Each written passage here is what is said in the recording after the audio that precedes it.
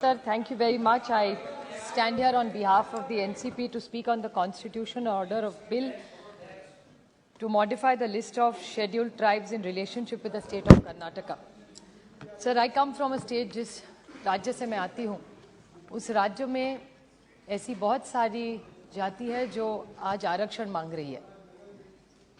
मैं संक्षिप्त में बोलूँगी इस बारे में, लेकिन धनगर समाज हो, मराठा समाज हो, लिंगायत समाज हो या मुस्लिम समाज हो, ये सारे समाज आज आरक्षण मांग रहे हैं।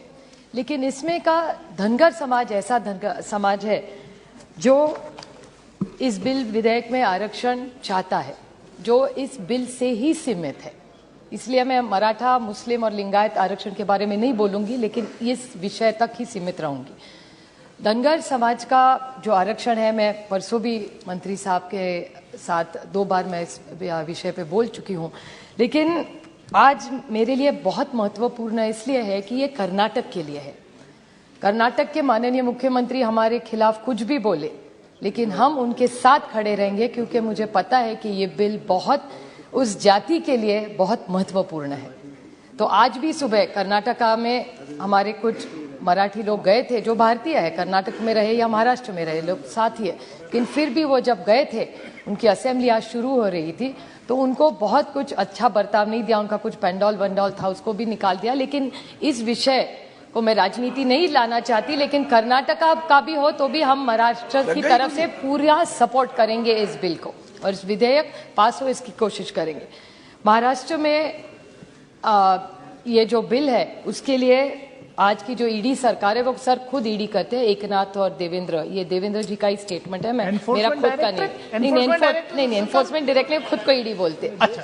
तो वो ईडी सरकार ने, उन्होंने देवेंद्र जी जब लीडर ऑफ ऑपोजिशन थे, तो उन्होंने एक प्रस्ताव रखा था कि जब धनगर समाज हमारी सरकार आएगी तो धनगर समाज, जिसका उल्लेख भी पहले एसपी बघेल जी भी यहाँ थे, पहले बैठे थे, शायद निकल गए, लेकिन निशिकांत जी और एसपी बघेल जी दोनों ने कल या परसों जब डिबेट हुआ था, उन्होंने कहा था कि जिस स्पेलिंग का मिस्टेक है, और जिसमें एक न्यूज आइटम भी आया था कि 2014 में जब ये नरेंद्र मोदी जी की सरकार आई थी, उन्होंने एक नया ग्रुप बनवाया था, और उसका कोई अधिकारी श्री पांडा जी थे, उन्होंने एक रिपोर्ट बनवाया था, और उसमें ऐसा रेफरेंस लिखा है कि अगर there is a spelling change, whether there is any phonetic variation, which of the tribes could be considered because of a slight similarity of sound should be considered। तो ये प्रस्ताव ये जब इनकी सरकार आई थी, उन्होंने सुझाव दिया था। तो धनगर और धनगर, जिसका उल्लेख पहले भी जब निशिकांत जी बोले थे, उन्होंने कहा था कि हर स्टेट में अलग अलग आरक्षण दिया जाता है, तो एक स्टैंडर्डाइज क्यों ना हो।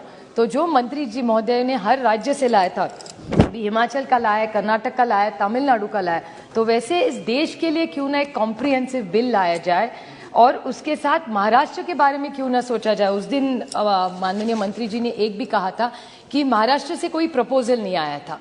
मैं रिकॉर्ड के लिए कहना चाहती हूँ कि 1978 में एक प्रस्ताव भेजा था जब वहां के मुख्यमंत्री जी ने, जो 81 में वापस गया, उसके बाद कोई प्रपोजल नहीं आया। और देवेंद्र जी जब मुख्यमंत्री थे, उन्होंने एक स्टडी ग्रुप किया था जिसका रिपोर्ट बहुत से पॉजिटिव नहीं है। तो मेरे ख्याल से महाराष्ट्र सरकार, क्योंकि प्रोसेस जो रखा है उसके महाराष्ट्र सरकार ने वो प्रपोजल दिल्ली भेजना है, तो इधर 2 चीजें हो सकती है। There are 2 ways to solve this problem. Either the Modi government goes by this new Panda report and then you can directly do it, and government of India with their 303 majority can go ahead and give Dhangars their demand, or the other way is that the present government in Maharashtra re-looks at the study, make sure we have another survey freshly done for the Dhangar Samaj which is asking for this reservation, and send it to government of India and get it done. So if these are 2 options which the government has, so I request the honorable minister to kindly consider it। बहुत सालों से मांग हो रही है, तो इन धनगर समाजों को न्याय ये सरकार देगी, इतनी हमें अपेक्षा करते हैं sir. Thank you very much.